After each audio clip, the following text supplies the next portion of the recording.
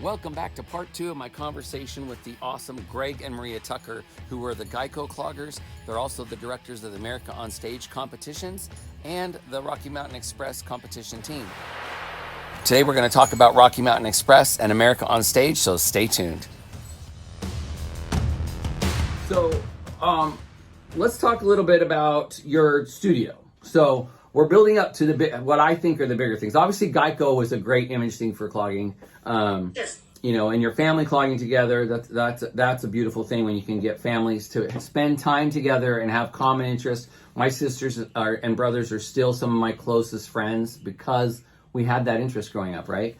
So another thing Greg and Maria have is an amazing studio, and they have amazing talent when it comes to putting together routines. One of my favorites was their Mary Poppins routine. Like you guys, your show, just like I was saying about Maria, when you guys put together a show, it's well thought out, but it feels natural and fun. So tell me a little bit about your studio, how long that's been going, what's been like coming out of COVID restrictions and stuff. So I'll start. So I started teaching on my dad's studio, and then as I got into high school, I kind of just kept teaching on my own studio at that time. And then as I got into college, I kept teaching it. And then as I met Maria, she was just coming out, being done with her studio. She went into college, and we began to date. And as we got engaged, we thought, well, let's just teach together.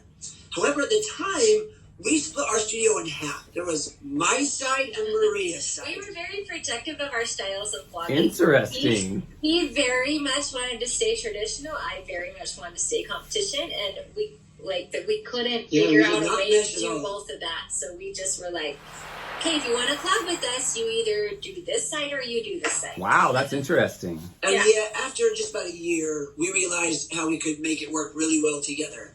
And it kind of happened that Maria and I began to dance together. So our styles meshed quite a bit.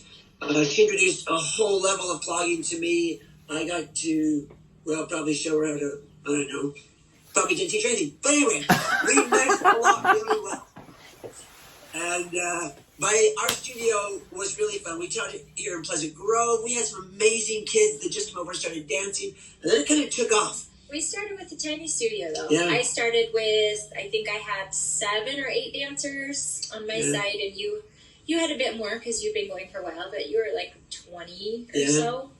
And what's interesting is it kind of grows. I think most clogging studios or dance studios kind of go by word of mouth. And when you have the ability to grow as well. We were in college at the time and somewhat limited in how big we could grow, really. I mean, it took off rather quickly, but still we weren't ginormous. And then as we graduated college and had the ability to grow, it took off really fast. So we now teach about 180 kids. One side note is Greg, he graduated from BYU in mechanical engineering, and he was going to work for NASA. He had an internship with Thiokol with the rocket boosters. Wow. So Greg is a rocket scientist, right?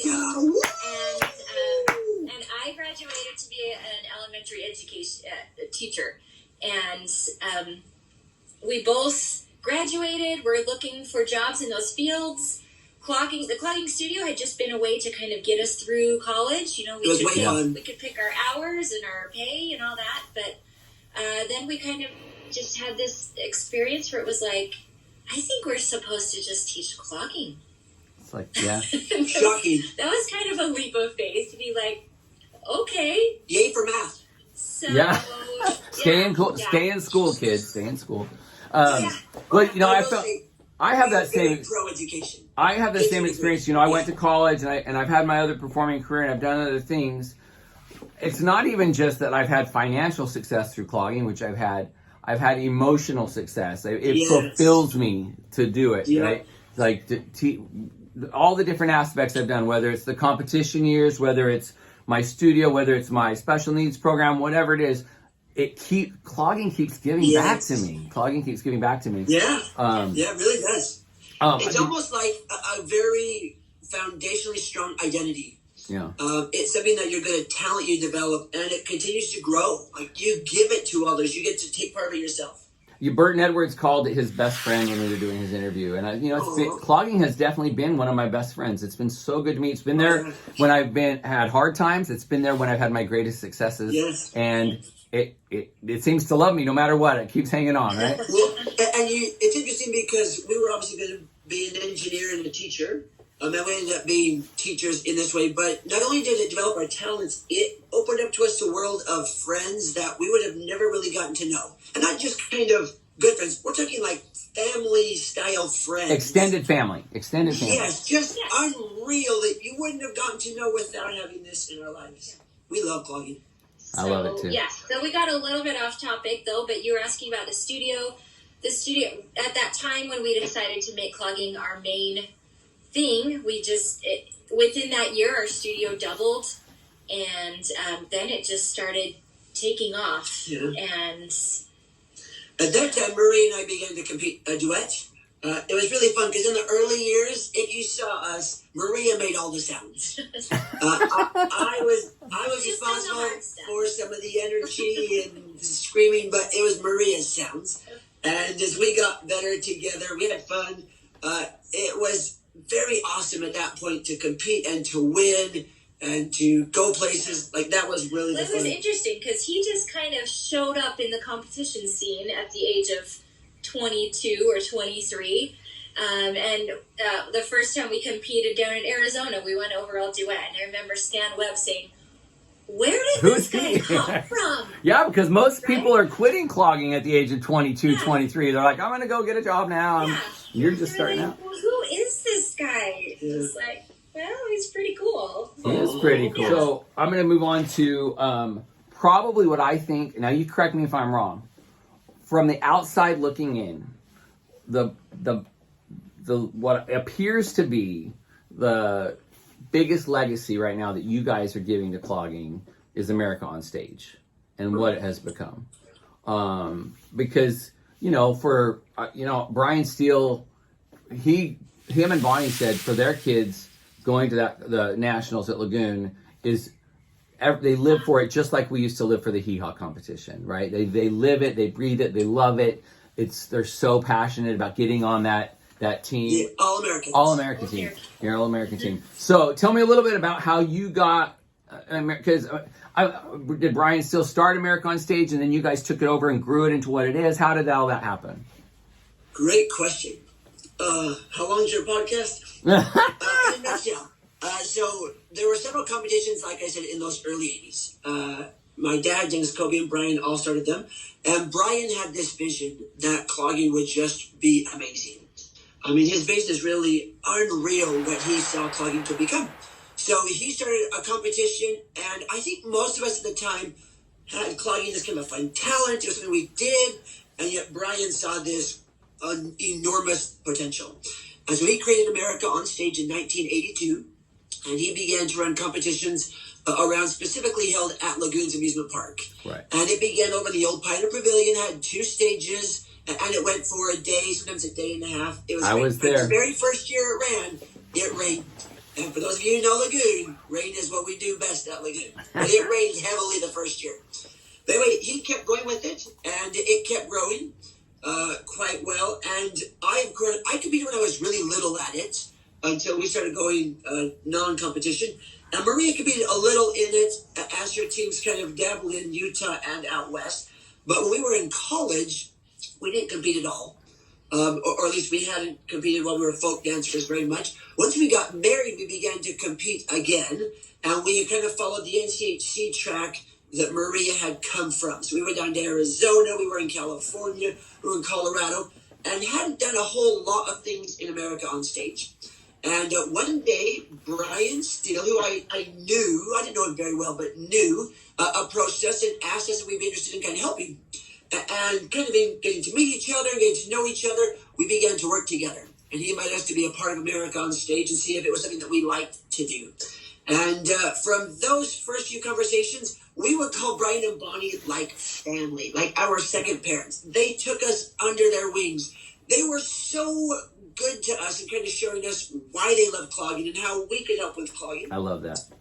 There were a few in America on Stage who really did the same thing, kind of took us under their wing. We're like, just so you know, we're glad to have you here.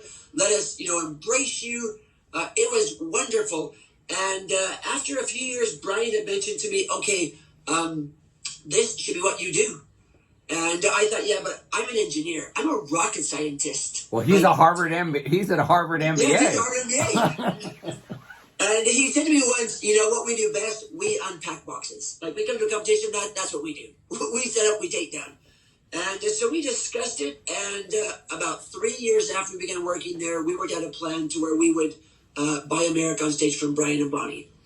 And he had set up a fantastic competition circuit with some great people. Yeah. And as we took it over, we kind of discussed ways how we could take it and make it kind of our own, assemble our own team, and kind of grow from there. And now that's what we do. We have our studio. We help teach at BYU in their clogging department, their fitness department, and we run America on Stage, and we love it. Love it, love it, love it. I love it, love it, love it. So what was that for a short history? That is a great short history. So tell me, what is the future for America on Stage? Coming out of COVID, how's it going to rebuild? How's it going to grow? Continue on, right? What do you... Good question. So America on Stage is kind of special in that it involves both clogging and other styles of dance. So it includes hip-hop, lyrical, contemporary, tap, those styles of dance. In fact, in our competition series, we're probably around 60% non-clogging. So it's grown quite heavily. But the clogging side of it is kind of special to us. Obviously, that's one of the things that we love so much. You had joked because clogging itself kind of has a funny phrase to it, the word clog or I clog. And all the jokes about clogging and what that means and pipes and all that. Yep. So sometimes clogging uses different words to describe it, because what we do now as far as clogging is not what we did in the 70s and 80s for clogging. They used to call it flat-footing and freestyling before clogging became a word. Right, it was mountain dancing. It was in the early 1900s, it was mountain dancing. Right. So we oftentimes refer to it as power tap. I think you call it percussive tap. There's other words for it to just kind of define what we do additionally with clogging. Because when you hear I'm a clogger, sometimes you think of square dance or wooden shoes, or Geico. When I started clogging in the 80s, clogging had a negative connotation to it. People made fun of it if you said you were a clogger. And so when I started Powerhouse, I was trying to book whatever cloggers, right? Nobody wanted to hire us. When I started calling it percussive dance, it gave them a little different concept of what it was. Instead of thinking of what they thought clogging should be, it let them accept it for what it is. We still clog. We just called it percussive dance, and it worked. It worked. So I absolutely buy into that. It's the same thing that in tap, sometimes we call it classic tap, and you've got hoof and style, you've got all different things. That's all tap. Up until COVID hit, from the inside, I will say clogging out here in the West had grown every year. Like, I could tell you studios that joined into the clogging world every year, which is awesome. COVID hit, and COVID was just odd. I can't tell you really how its effect will hit us for a long time. I will just say we are very optimistic. When we opened competitions back up, we ran kind of a smaller version of our nationals in October. Yeah. And I remember having a dancer who was walking through the Lagoon Amusement Park. They got back towards the stage and I could hear freestyle music, and she began to cry. I bet. Yeah. I didn't expect this. I need this so much. Almost every event that we ran last year, or this last year, 2021, filled up to capacity. That's awesome. Due to some of its restrictions, we couldn't get as big as we had been in the past. But I will say, as COVID moves on and we're able to open up more, I fully expect clogging to have a firm place. I was going to say, here in Utah, we've kind of been phasing out a little bit. I know we've been faster than California, for sure. That's for sure. But so our competition season starts in February and goes through May. And we hit almost every single weekend between there at some competition. And at first, we had to be very creative in how we ran them. They had to be in like studio blocks, or right. This many people can come, this many people on stage at a time for individuals, or masks on until the second you get on stage, right? Yeah. But then all our restrictions started lifting a little bit, just gradually. And so one weekend would be different than the one before it, because now we could do this and now we could do this. And Nationals in May was pretty normal, right? That's awesome. In many ways, we were much more normal. I have not had so many hugs in my life as I have Who, had that who would have weekend. thought a year and a half ago that all of that would be taken away from us for a year? Oh, Can you even believe it? It's Yes. just amazing. But the Yes. competition clogging is what gets the kids to drive their passion for it, right? yeah. So I definitely would love to. Everything in our world today is kind of driven by competition a little bit. Everybody wants to compete, to Yeah. have that goal. Well, you know what? And, And it's a good thing. Like Jenny Powers and I, when in our last conversation we just had, she said even though she's not clogging anymore, what she learned about herself through becoming the best of the best in the nation, she carries with her every day when she goes to work, when she meets a new person, when she does her yard. Like it makes her care more about what she's giving to the world, right? Yeah. It's a beautiful thing. Greg, I know you told me there was a really like life-changing moment when you were 5 years old. You met some famous cloggers. Who was that? So I was telling Brian before we started this that one of my earlier memories, not my first one, but one of my early memories was watching this duet on stage. It was this really tall, lurpy guy and his sister who was so phenomenal. She danced circles around him. She did. She literally did. We were like this.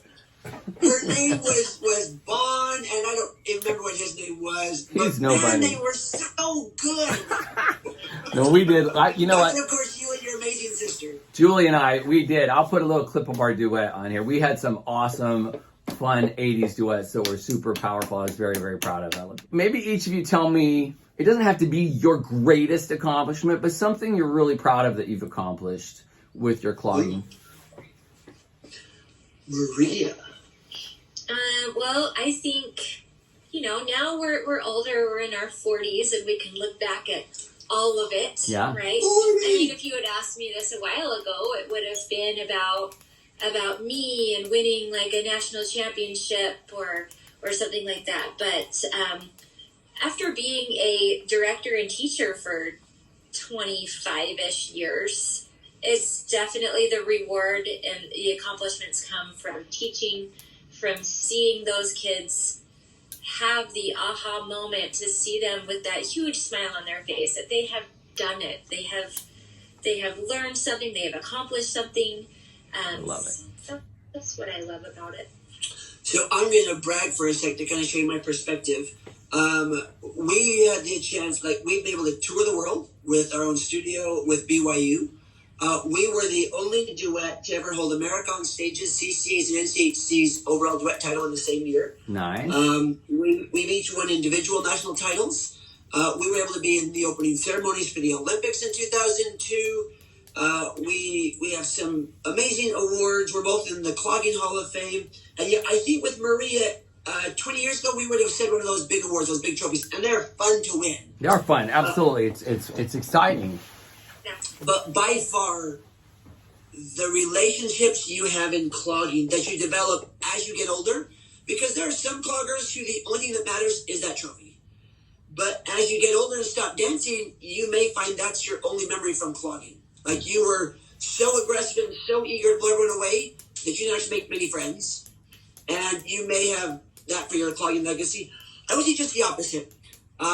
The close friends we have here in the clogging world, we could not replace. And not only clogging, but our folk dance world, the dance world, obviously Brian Bond.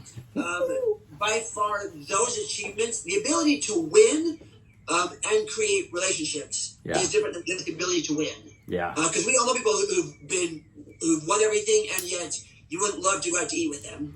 Hopefully we're those kind of people who you'd like to go out and have fun with. You know what I always tell my students? I say, I would love for you guys to clog your whole lives and have it drive you like it does me. However, that's not what we're in class for. Like, we're using this skill that we're working on to become more confident, well-rounded, more just better people, right? Like stronger emotional people, right?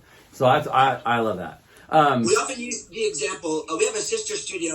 Our good friend Bethany has a studio that's literally less than a mile from us. Yeah. So we're very competitive. We want to beat them and they want to beat us, and yet we cheer for them like nothing else. We are each other's biggest supporters. We scream so bad when they're on stage, and if they beat us, that means they beat us. That's how it should be, right? We're so happy for them. And they scream for us when we win. You know, I grew up in the 80s and 90s. This is something we talked about at a teacher's retreat we had a year or two ago was, okay, can you remember who won this overall title 2 or 3 years ago? No, I don't know. But more so it was, okay, when you talked to this person or to your teacher, how did they make you feel? And instantly they can tell you that. Right. Okay. That's very deep. I like that. That's very profound. Clogging influences. Give me 1 or 2 people that have changed your life because of their contact with you clogging and their mentorship or whatever it is you want to talk about. This list is going to be long. Go ahead, Maria. 1 or 2. Good luck. Yeah. I mentioned earlier where... Totally me. She's like, it has to be Greg. Greg has really changed my life for the better. Right. No, I mentioned earlier, the studios that I grew up clogging with. And I mentioned that when Marcy Powell came into the scene, that changed me a lot. She changed my style. We all know that in that time and before that and after that, there is a Utah style and there is an Eastern style. Absolutely. Right? And so I was Utah style. However, right before that, I had Janice. What's Janice's last name? Harris. Thank you, Janice Harris, who had come from Arizona Pride. And so she kind of had a little bit different of a style as well. Marcy came in, totally changed the style a bit. So I ended up kind of having this hybrid because I was in the middle of all the Utah cloggers, but I was being taught by somebody with Eastern influence. Within that first year, she really opened my eyes to kind of everybody back east. Like I had competed there, I had seen these people, but I didn't know them, and she knew them. She invited me to come dance with the Clogging Sensation with Stan Webb for a couple of special performances and things. And those memories, those are some of my favorites. That's awesome. Going back east, dancing with TCS, and learning from Stan as well. I learned a lot from Stan. All right, Greg. Yeah. So I'm going to split my answer into 2. Okay. Both clogging performance-wise and then clogging older-wise. So my greatest influence is my dad by far. He and I are kind of twins in many ways. I even kind of look a little bit like him somewhat, and I do a lot of what he did. But he and I had the greatest times. We would sit in church and write clogging dances. Oh my God, I love it. We would discuss shows all the times. If we were going to or from school, clogging was discussed. He'd crack the whip and tell me to dance harder. I mean, he was kind of my lifeblood. Greg even made a little sign for himself that said, Mr. Junior Tucker. Yeah, like in my bedroom door, yeah. My mom, of course, was the one to make me practice at home. My oldest sister used to crack the whip and make me clog harder. My other sister was my duet partner. And they were all there, but my dad was really my big influence forever. Even on into being a folk dancer. And then, of course, the second one would be Maria. Nobody has really introduced and affected my clogging like Maria. Like pre-Maria, I was Greg, and then post-Maria, very different Greg. Much different and awesome. And so really, Maria was my second one there. On the other side, clogging now for us is a lifestyle. And there I've had some amazing examples. Obviously, from BYU, Mary B. Jensen, Ed Austin were great examples. But Brian still really was the one who kind of showed me what's most important. And it's not trophies. They're important. And that strive to win them is important. But the ability to create an environment where you can help people develop and grow and become part is really one of the things that Brian taught me. That's cool. The most. Back east, Susan Phillips, too, in how you kind of push the East and West together and keep them together. Like those kind of influences. Bless you all. And of course, Brian Bond. Brian Bond, yeah, everybody's greatest influence. I do love that we have the Bonnie and Brian connection because Bonnie and Brian really were like my second parents growing up. Subscribe to Briclogger. Yeah, do it right now. And then I hope you guys will help me spread the word. Everybody watching this, I am giving away. So clogging has been great to me, just like it's been great to Greg and Maria. And this year I've already given away, I'm going to say $1,200 to $1,500 on my YouTube channel. And in August, on the National Day of Clogging, sponsored by Simone Nichols, I'm giving away at least $500. I'll tell you what, I'm giving away at least $700 that day to up-and-coming cloggers, young cloggers. They can be workshop cloggers. They can be studio directors. They can be competitors. You do not have to be the most advanced clogger in the world. You have to convince me and show me why you are carrying on clogging traditions and making new ones of your own to help move clogging forward. It's no cost to enter. You just have to submit a video and a written application by July 8th. And then I will announce the winners on August 8th, the National Day of Clogging. No catch.